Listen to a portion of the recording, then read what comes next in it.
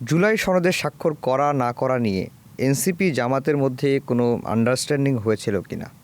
জি না, কোনো আন্ডারস্ট্যান্ডিং হয় নাই। আমরা আসলে এনসিপি আর জামাত যখন আন্ডারস্ট্যান্ডিং হয় তখন বিষয়টা দাঁড়ায় হচ্ছে এটা ভোটের জন্য নির্বাচন কেন্দ্রিক বোঝাপড়া, কিন্তু আমরা কারোর সাথে কোনো নির্বাচন কেন্দ্রিক বোঝাপড়ায় যেতে চাই না।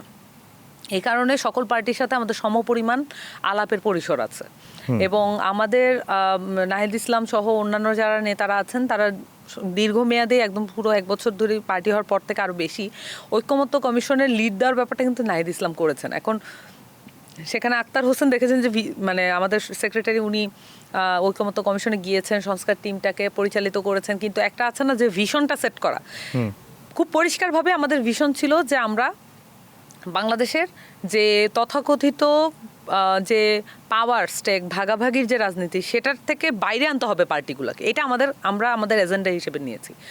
আমরা অনেকটা পেরেছি, কখনো কখনো আমরা দেখেছেন পিছিয়ে গিয়েছি, কখনো আবার ঐক্যমত্য কমিশনে এনসিপি খুব ভালো ভূমিকা নিচ্ছে।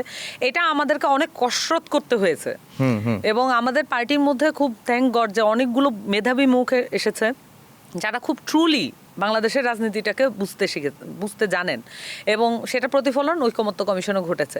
কিন্তু জামাতের সাথে নির্দিষ্ট কোনো পার্টির সাথে এক বলয়ে আবদ্ধ হওয়া এটা এনসিপির ভবিষ্যৎ হতে পারে না।